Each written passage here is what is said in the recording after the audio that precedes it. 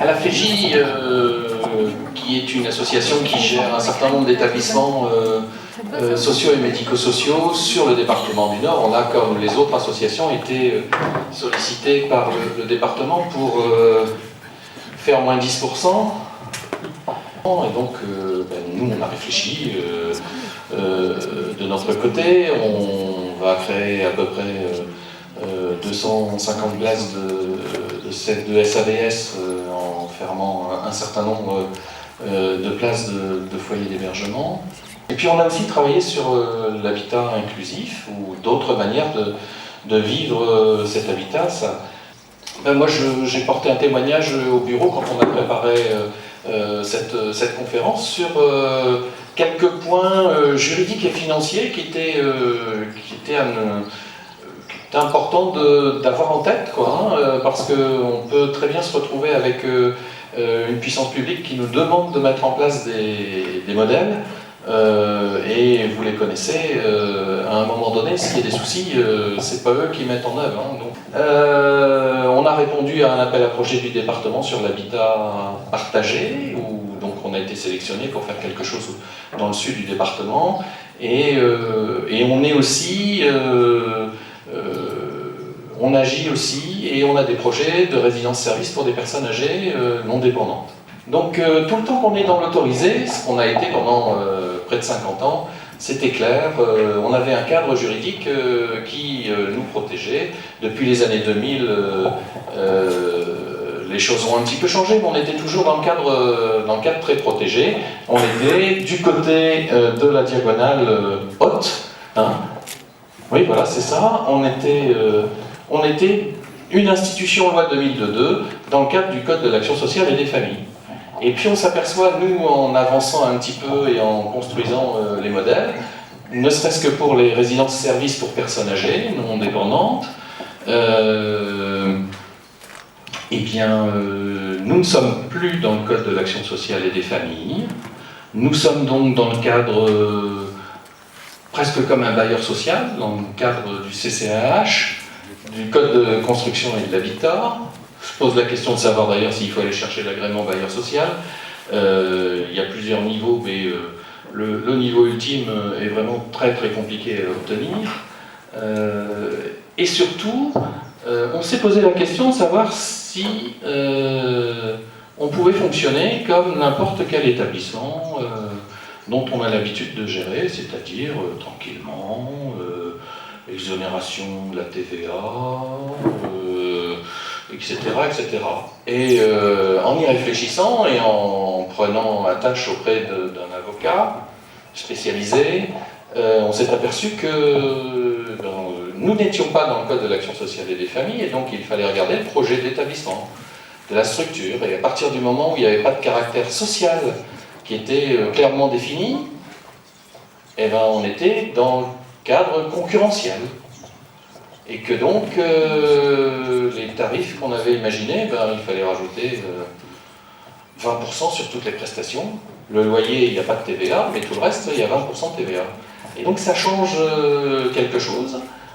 Mon intervention, c'était pour interpeller, partager avec vous le fait que on peut être appelé à sortir de nos habitudes et du confortable Code de l'action sociale qui peut bien nous embêter très régulièrement. Mais en attendant, quand on est sorti, on n'est plus dans la même cour, on joue plus dans la même cour, et donc il faut avoir conscience que pour protéger l'association et son activité autorisée, peut-être qu'il faut sectoriser, voire filialiser.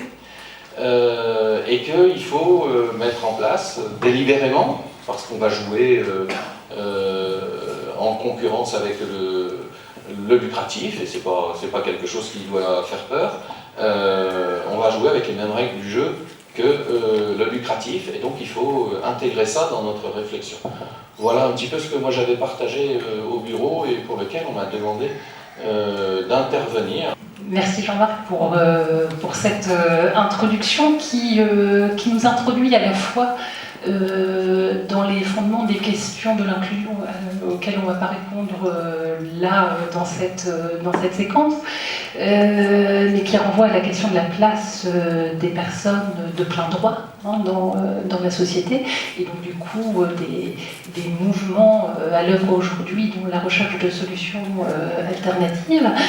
Alors, plus concrètement, le groupe actuel, qui fonctionne encore en cercle très restreint, mais qui va avoir vocation à s'élargir très largement, aujourd'hui travaille dans deux dimensions. Alors, la première dimension, c'est l'organisation d'un séminaire contributif, et je vais y revenir avec l'objectif qui est de construire une vision partagée, et qui associe les différentes parties prenantes. C'est-à-dire pas une vision uniquement d'acteur social, pas une vision politique, dans le sens politique-social, mais qui associe une vision personne, une vision territoire, une vision d'approche populationnelle, une vision d'engagement, une vision associative. La deuxième approche, le deuxième niveau, c'est de se dire, voilà, de projets alternatifs, type habitat inclusif, ou de formes nouvelles, émergentes, qui relèveraient du Code de l'action sociale et des familles, eh bien, ces projets ont à nous apprendre. Donc le souhait est de pouvoir faire un travail de décodage, de capitalisation, d'identification des freins, des leviers. Et donc pour cela, nous menons un partenariat avec l'Université de Lille, section développement social local, avec la constitution d'un groupe de recherche qui réalisera un travail monographique prévu au cours du premier semestre 2019. Alors, je reviens de manière plus précise mais assez rapide sur le cycle de séminaires. Alors, le postulat de départ, ou en tous les cas le parti pris du groupe régional, était de dire on ne souhaite pas mener ces réflexions par une approche de dispositif, mais bien par une approche des fondamentaux. Et dans les fondamentaux, c'est de se dire que signifie l'inclusion. Que signifie habiter de manière inclusive aujourd'hui, que ce soit en établissement social ou médico-social, ou que ce soit sur des formes alternatives? Qu'est-ce qui se joue dans tout ça? Une deuxième dimension, c'est la question du vivre ensemble.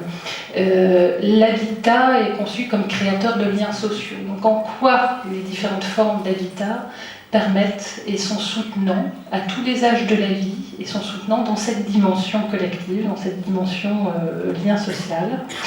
Et quel est le chemin? Puisque ça n'est pas un état, ça ne se décrète pas, c'est-à-dire qu'on prend un chemin collectif, le projet il va être ancré sur un territoire, il va être ancré dans des parcours de vie, et comment est-ce qu'on réussit à lancer ces dynamiques qui soient à la fois stimulantes et respectueuses.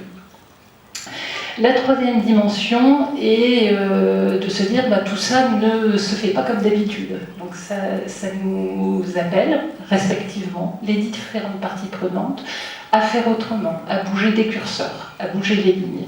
Alors, qu'est-ce qui fait qu'aujourd'hui on réussit à faire converger une pluralité d'acteurs autour d'une ambition qui va être partagée? Et tu l'évoquais, Jean-Marc, aujourd'hui, monter des dispositifs qui relèvent du droit commun, ça suppose de créer des nouvelles alliances. Ça suppose, alors ça crée une certaine instabilité, parce que comme tu l'évoquais, relever du Code de l'action sociale et des familles, ça peut être à la fois contraignant mais c'est sécurisant.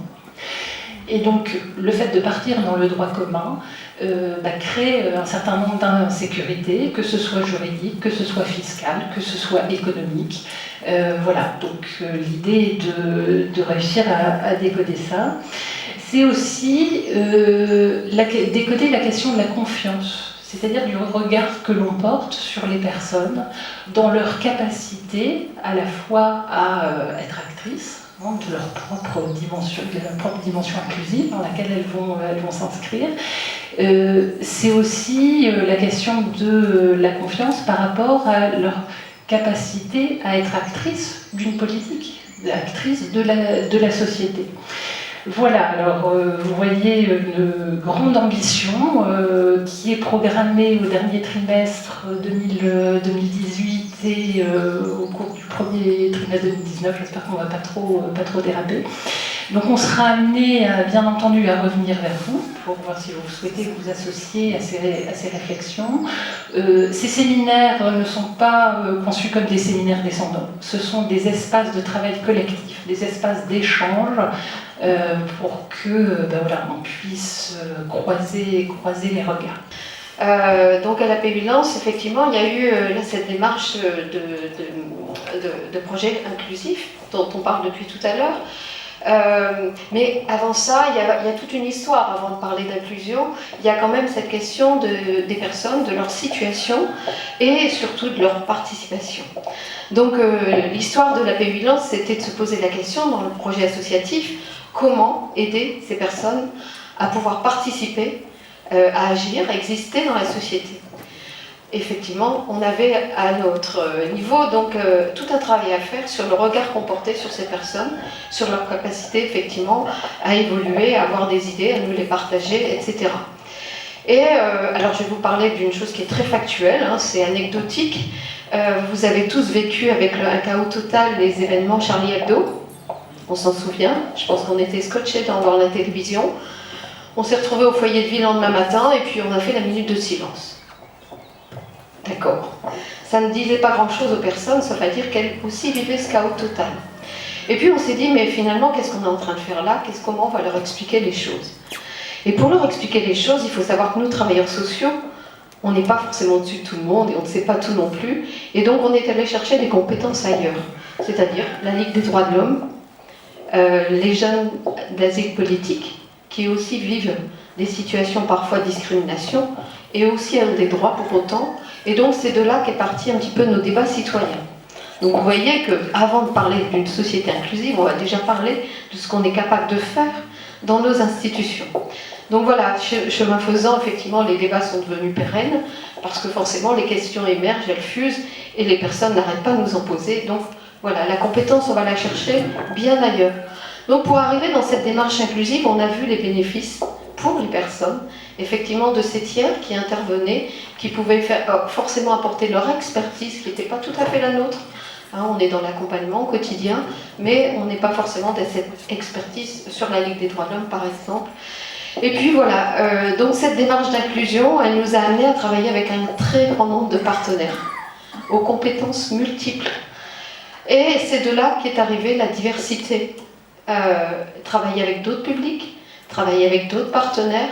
Et finalement, je pense que la réussite de notre projet et la volonté qu'on a pu, enfin la détermination qui était la nôtre, c'était de se dire que nous, travailleurs sociaux, accompagnant les personnes, eh bien cette expertise, on pouvait la partager. Soyons humbles, partageons-la et apportons un plus à ces échanges et à cette possibilité d'agir pour les personnes.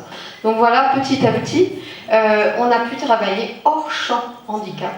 Et on est allé travailler avec des personnes qui étaient du domaine de l'exclusion aussi. Donc c'était le centre de Mérigny, c'était aujourd'hui c'est la LEFPA, voilà, la Sauvegarde du Nord par exemple.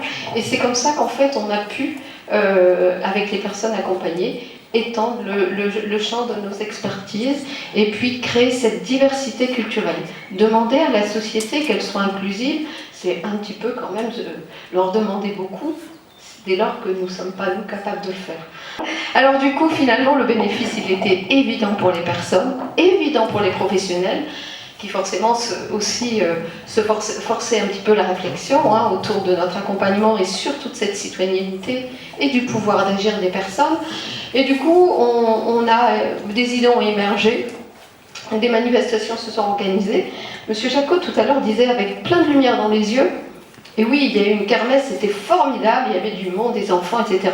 Sauf que nous, on n'est plus sur le domaine de la kermesse, bien que je ne la récrimine pas. Mais c'est épisodique, c'est une fois de temps en temps, sauf que nous, on fait la kermesse tous les jours. C'est-à-dire que tous les jours, on imagine des partenariats, on imagine des coopérations avec d'autres publics, avec une mixité sociale qui permet de nous enrichir et d'enrichir l'autre. Et c'est un petit peu comme ça que va avancer la société finalement qu'on appelle inclusive. Et pour symboliser le tout, les personnes ont une idée qui a été remarquable, c'est de créer un espace public, un espace ouvert au public. Et cet espace, c'est un espace culturel. Alors il est un peu énigmatique puisque c'est une yourte. Mais une yourte où finalement tout le monde peut s'y rencontrer, tout le monde peut l'utiliser. Donc une yourte dans une structure médico-sociale, c'est quand même assez insolite. Donc ça invite à y rentrer et à découvrir quelles sont ces personnes qui y habitent. Voilà, donc c'est tout simplement ça. Donc rien d'extraordinaire à la PUI-Lens, sauf cette volonté de partager, d'être dans une mixité sociale, de croire que les personnes, effectivement, c'est elles qui participent, c'est elles qui invitent, et voilà. Je m'appelle Sébastien Dujardin, je suis au domaine des écureuils de SAJ. Je présenterai Jérôme, qui est au théâtre depuis 6 ans. Et je présente Cédric, mon pote, qui était au théâtre avec nous depuis 3 ans. Vous êtes comédien amateur, si j'ai bien compris. Oui. Et vous n'êtes que 3 montés sur scène? On n'est pas 3, on est 16. D'accord. 16 comédiens, il y en a 8 au domaine des écureuils et 8 au Oison Lance. Bon, comme cela a été illustré, je travaille en tant que second avec Francky Defonte, qui lui est un metteur en scène à Culture Commune. Vous êtes au foyer de vie. Bon, pour ceux qui ne me connaissent pas encore tous, je m'appelle Mathias, je suis résident depuis 4 ans au foyer de vie Glycine de Grenay. Je fais du théâtre, mais en dehors de ma propre structure et la leur. Et C'est-à-dire que vous ne faites pas du théâtre avec le groupe? Ouais. Je ne fais pas du théâtre avec le groupe des Glycines, ni avec cette personne que vous voyez, mais avec d'autres venant de différents horizons. Il y a 2 formules en fait. Alors, autre question, qu'est-ce que ça vous a apporté le théâtre? Qu'est-ce que vous aimez dans le théâtre? Moi j'ai aimé jouer avant le public. Ce que vous appréciez, c'est jouer devant le public. D'accord. Donc, Cédric, qu'est-ce qui vous a plu? Qu'est-ce que ça vous a apporté le théâtre? Ben moi, ça m'a amélioré, plus ouvert, et puis très souriant. Eh bien, je vais faire du théâtre. Tu devrais, Cathy. Non, rien. Mathias, alors, qu'est-ce que ça vous apporte le théâtre, Mathias, dans votre troupe? Une seule chose, les différences de culture et une meilleure ouverture sur le monde. D'accord.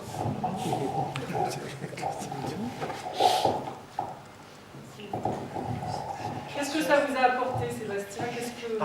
Dites-nous, qu'est-ce que ça vous inspire? J'ai d'ailleurs aussi parce qu'il y a qui m'attend. C'est grâce au théâtre qu'on est capable de montrer qu'on est capable de faire des pièces de théâtre, que les personnes handicapées faire beaucoup de choses. C'est un support pour montrer au public et aux gens que vous êtes Capable de le faire. Alors, je m'appelle Jean Bernard, je suis au foyer de vie des Glycines avec Mathias. D'accord. Et qu'est-ce que vous avez dans la main? Un livre. C'est quel ce livre? Le premier tactique de plomb à Beauville. D'accord. Et vous l'avez fait avec qui? Avec la couleur du présent à Arras. Alors, Colère du présent, c'est une association qui vous a accompagné pour écrire ce livre. J'ai Oui. cru croire qu'il y avait aussi des copains. Oui, il y a Cédric, Il y avait Cédric. Sébastien et Jérôme. Alors, on est très curieux et le public a envie de vous poser la question. Comment on fait pour se le procurer, ce livre? Et la pu.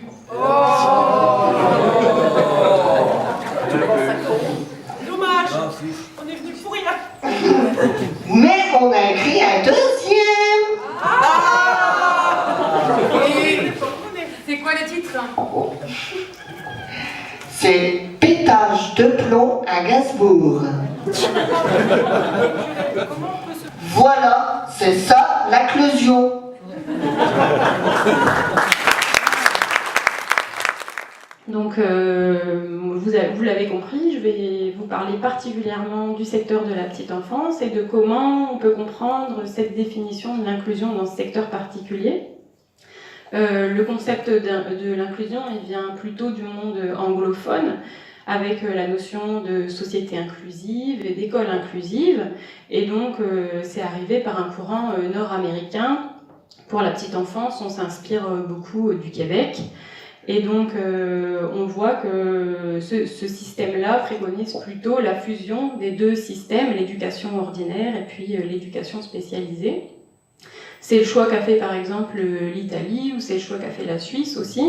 Au niveau de la France, on est plutôt qualifié de système mixte, puisqu'il existe une grande diversité de réponses pour inclure un large public de jeunes enfants. Donc le concept d'inclusion, il trouve ses racines davantage dans l'accueil des enfants ou des personnes en situation de handicap.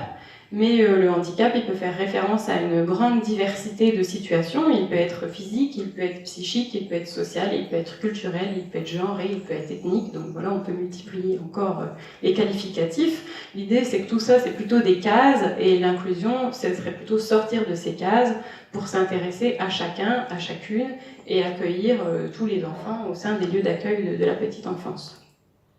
Donc la définition très générale de l'éducation inclusive, si je me réfère à Éric Plaisance, c'est un processus qui permet de créer un environnement qui soit approprié pour tous. Donc c'est de faire des crèches, des haltes-garderies, des relais assistants paternels, des ludothèques, etc. Des lieux qui soient adaptés à tous les enfants et à toutes les familles. Plutôt que de pointer un public à inclure, on se situe dans une forme d'accessibilité généralisée. Donc maintenant je vais vous présenter un petit peu un détour historique législatif relatif à la petite enfance en France. Donc l'idée de l'éducation pour tous, elle trouve ses racines dans la Déclaration universelle des droits de l'homme en 1948, et puis ensuite l'enjeu des lieux d'accueil de la petite enfance et principalement d'œuvrer pour l'égalité des chances, de lutter contre les exclusions. La première loi qu'on peut retrouver, c'est la loi d'orientation relative à la lutte contre l'exclusion de 1998, qui pose les jalons des différents décrets relatifs au lieu d'accueil de la petite enfance, le décret d'août 2000, qui a été révisé en 2007 puis en 2010. Et donc, il présente l'accueil des jeunes enfants selon deux grandes missions. Une première mission qui est une mission davantage sociale, c'est-à-dire qu'il s'agit d'inclure les enfants et les parents exclus, de lutter contre la pauvreté, de lutter contre les inégalités sociales. Donc ça inscrit pleinement les lieux d'accueil de la petite enfance dans le travail social. Et ensuite une mission éducative qui est de coéduquer avec les parents et de développer les compétences des enfants. Donc un axe qui est davantage dans le soutien à la parentalité, qui est relié au développement du jeune enfant avec l'importance de l'attachement qu'a l'enfant pour ses parents. Ensuite, au niveau législatif, on retrouve aussi la loi du 11 février 2005 qui a permis des avancées en précisant que les établissements d'accueil de jeunes enfants concourent à l'intégration des enfants présentant un handicap ou atteints d'une maladie chronique qu'ils accueillent. Après, il y a d'autres préconisations qui s'ajoutent à ça, qui ne sont pas forcément des lois, mais qui sont des invitations ou des injonctions qui se présentent au lieu d'accueil de la petite enfance.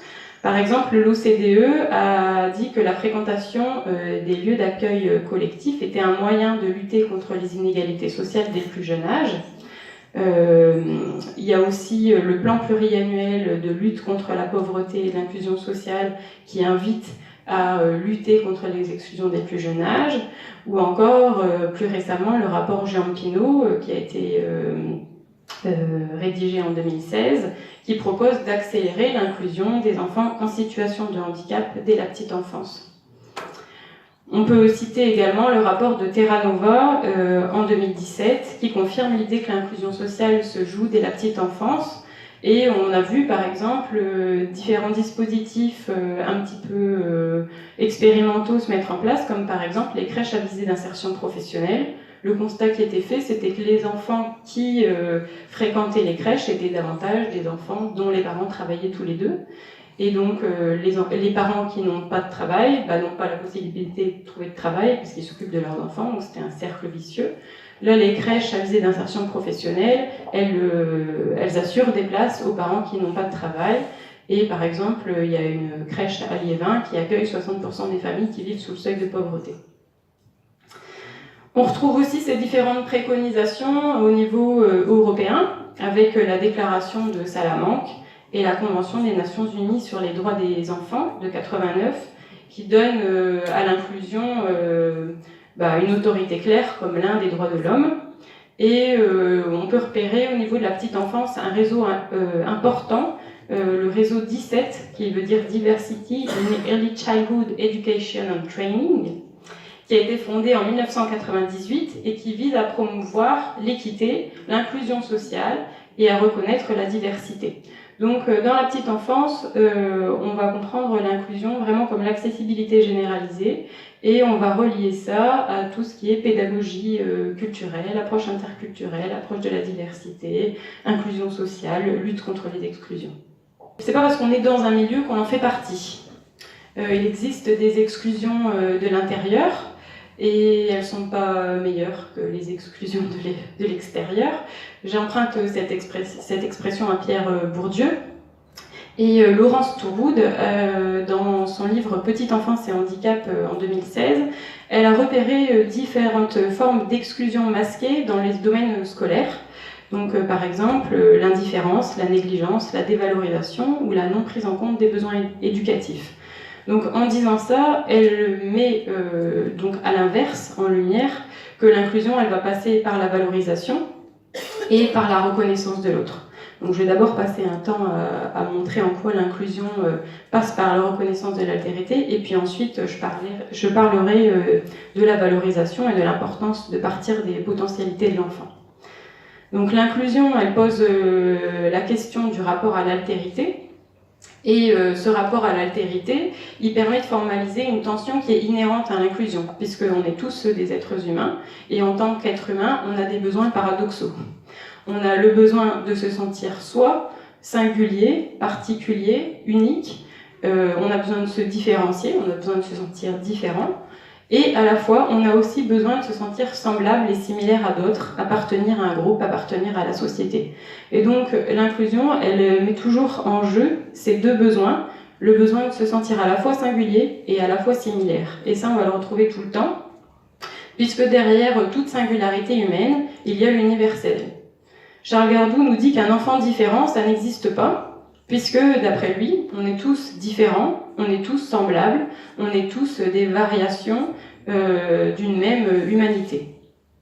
Donc on est tous réunis dans une même humanité. Donc pour éviter les exclusions de l'intérieur, il est donc important pour les professionnels de la petite enfance d'être attentifs à ces deux aspects, permettre à l'enfant de se sentir singulier et similaire. Donc la différence, c'est aussi une notion qui peut inquiéter, engendrer chez les professionnels ou chez tout être humain des attitudes de retrait ou de repli. Et donc je me suis intéressée au modèle interculturaliste de Margalit Cohen-Emmerich qui montre que la différence, c'est pas seulement un déficit à corriger, mais on peut aussi l'envisager comme une ressource, comme un potentiel. Et donc ça peut être source de créativité, de changement, de développement social, un petit peu comme les initiatives dont vous avez parlé tout à l'heure. J'ai retrouvé ça chez les professionnels de la petite enfance, parfois des appréhensions à inclure un public un peu différent que ce qu'elles avaient l'habitude d'accueillir au préalable, et puis finalement des inventions pédagogiques pour inclure ce nouveau public et faire en sorte que ce soit profitable à tous. La pédagogie mise en place dans les lieux d'accueil de la petite enfance a donc un rôle important à jouer dans l'épanouissement des jeunes enfants. Au niveau pédagogique, on sait depuis les pédagogies nouvelles qu'il est bien plus efficace de partir des potentialités de l'enfant que de pointer ses difficultés. Charles Gardou rejoint également cette idée, puisqu'il affirme qu'il faut s'aimer pour aimer l'autre. L'idée, c'est donc qu'il faut s'aimer suffisamment. Si on s'aime suffisamment, alors on pourra étendre cet amour aux personnes qui nous entourent et plus globalement aussi à l'inconnu, aux étrangers. Et si on ne s'aime pas suffisamment, on ne pourra pas développer cette compétence-là. Il insiste donc sur l'importance de développer l'estime de soi chez les enfants, et ce, dès le plus jeune âge. L'estime de soi, c'est la connaissance de soi, c'est la connaissance de ses forces, de ses goûts, de ses dégoûts, de ses difficultés, pour avoir une image de soi qui soit à peu près en rapport avec la réalité.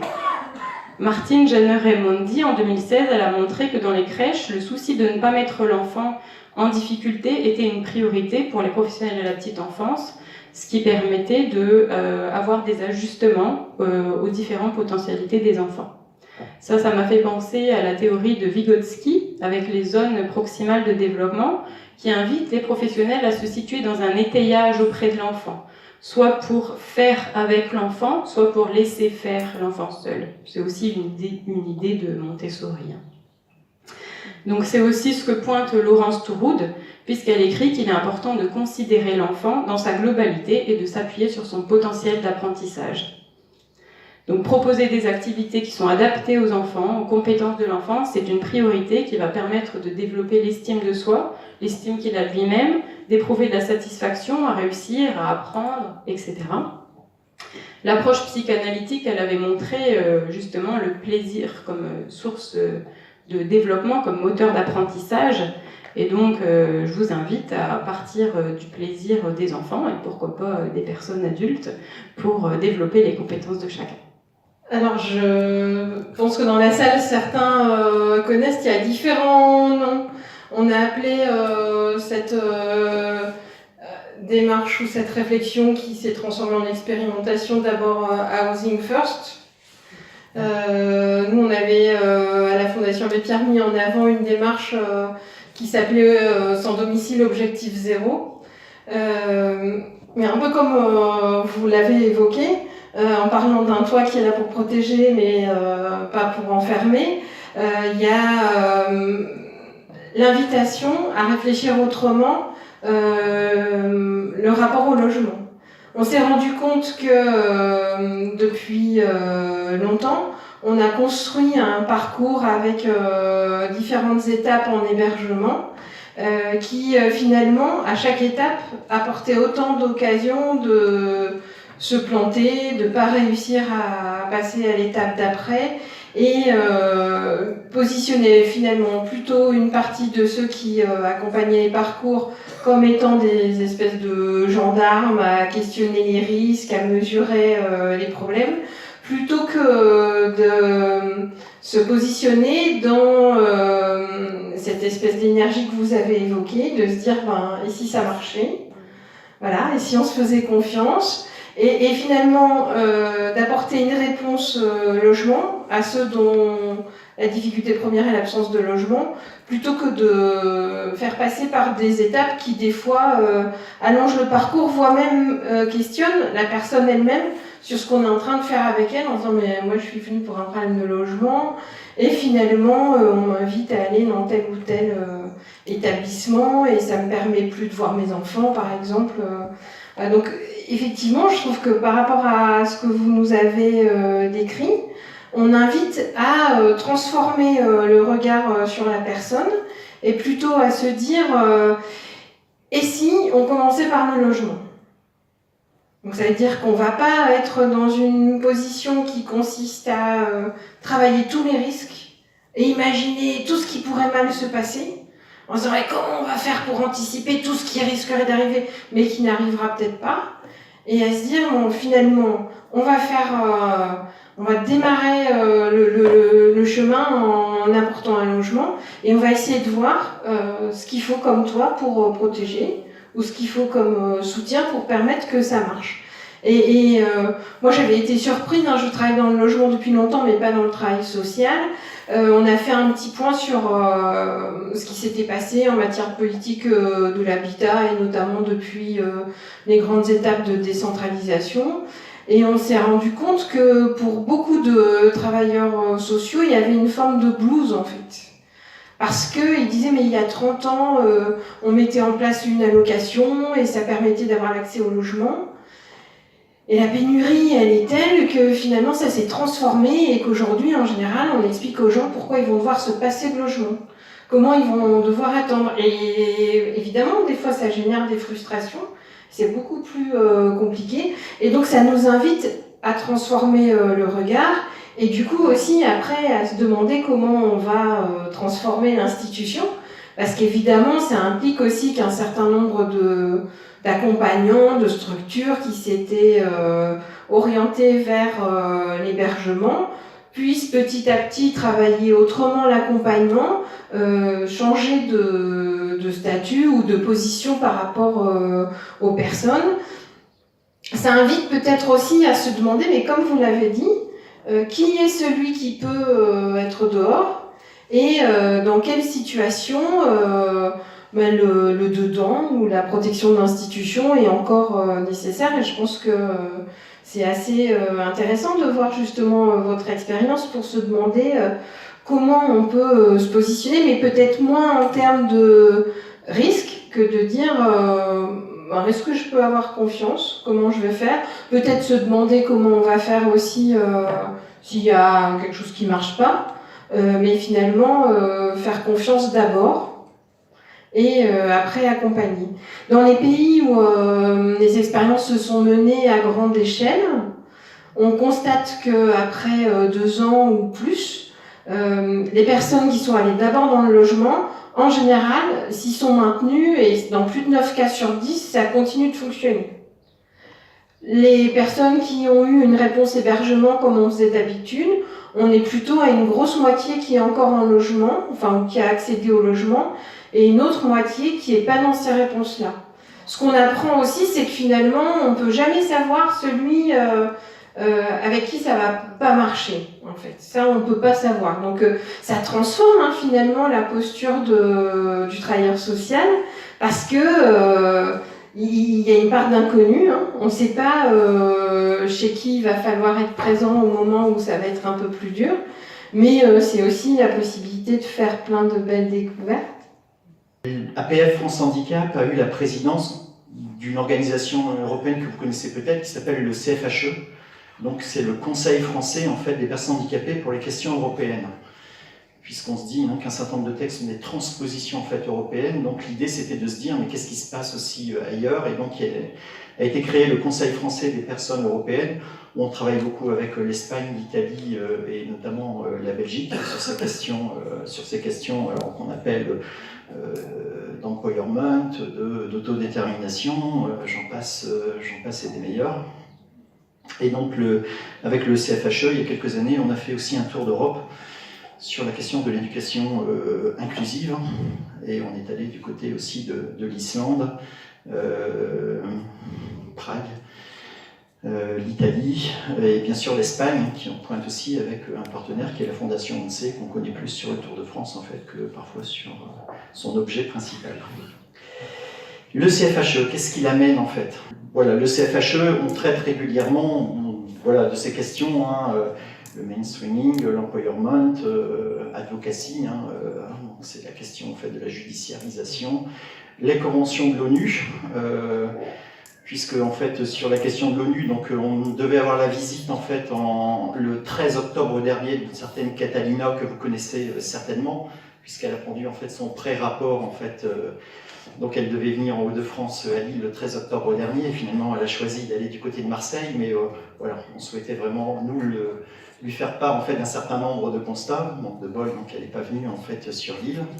Mais c'est vraiment en fait les questions récurrentes en fait du CFHE, et pour rejoindre, faire le fil conducteur de l'intervention, en quoi le CFHE en fait a pu guider un conseil d'administration de personnes en fait en situation de handicap. Le CFHE nous dit bien qu'on est dans une approche en fait incluant le handicap dans une perspective des droits de l'homme. L'Union européenne promeut une politique d'inclusion active des personnes handicapées et encourage à leur pleine participation à la société. Cette approche est au cœur même de la Convention des Nations Unies relative aux droits des personnes handicapées, dont l'Union européenne est signataire. Donc tout ça pour dire que de plus en plus, et au plus on avance dans la société inclusive, au plus nos conseils d'administration, donc les personnes qui le composent, se rapprochent en fait de ces textes en fait fondateurs et de l'Europe. Et donc la nouveauté, c'est que dans le cadre du nouveau projet associatif, qui sera présenté en fait à la fin du mois de juin, de plus en plus en fait aujourd'hui, nos administrateurs font coller le projet associatif avec ce qu'on appelle les ODD, qui sont les objectifs de développement durable, et qui, je ne sais pas si vous aviez en fait en tête, si vous les connaissiez, notamment sur les objectifs en fait 2030. Et donc un nouveau regard, une nouvelle dynamique en faveur des droits de l'homme, et ce qui fait que aujourd'hui en fait le projet associatif va être non plus comme hier en fait sur des axes de représentation politique très très forts, mais on va le voir dans une société inclusive, ça va être en fait des axes de revendication qui sont en fait transversaux. Et ces axes transversaux de revendication, c'est ce qu'on appelle donc les objectifs de développement durable. Donc vous les connaissez, il y en a 17. Donc on a l'objectif 1 qui est pas de pauvreté, l'objectif 2 qui est faim zéro, le 3 qui est bonne santé et bien-être, le 4 qui est éducation de qualité, le 5 qui est égalité des sexes, le 6 qui est eau propre qui me concerne un peu moins, le 7 les énergies propres, le 8 le travail décent, le 9 c'est les infrastructures, en fait le digital, le numérique. Le 10, c'est réduire les inégalités. Le 11, c'est construire des villes connectées et durables. Le 12, c'est comment rendre une production responsable. Le 13, c'est bien sûr le changement climatique. Le 14, c'est la vie aquatique, donc là aussi, ce qui nous intéresse moins. Le 15, la vie terrestre. Le 16, c'est rendre les institutions plus efficaces. Et enfin, le 17, c'est la nature des partenariats, puisqu'on sait que sans partenariat, on ne pourra pas co-construire. Donc si j'ai choisi de projeter ça, c'est pour vous montrer quelle évolution en fait, a pu prendre un conseil d'administration situé de personnes en, fait, en situation de handicap, et vraiment sortir de ce qu'on connaissait il y a 15, 20 ou 30 ans, en fait, d'être sur des axes politiques de revendication. Je prends l'accessibilité, qui a toujours été, en fait, et on voit, en fait, aujourd'hui que c'est pas pour autant que les combats sont perdus, mais ils s'insèrent, en fait, de façon transversale, aujourd'hui, dans des objectifs plus larges, en fait, qui sont ceux que de la revendication, en fait, entre guillemets, en tant que tel, ou un peu brut de fonderie, comme on a pu le connaître, en fait, il y a quelques années. Voilà un petit peu ce que je voulais vous présenter. Donc, un petit groupe en fait de 3 administrateurs en situation de handicap sont allés en octobre dernier en fait à New York pour présenter la façon dont aujourd'hui en fait avance une association représentant les droits et les intérêts en fait des personnes en situation de handicap en lien avec une politique de développement durable à plus long terme. Ce qui est quand même assez atypique et assez novateur pour une association aussi vieille que la nôtre.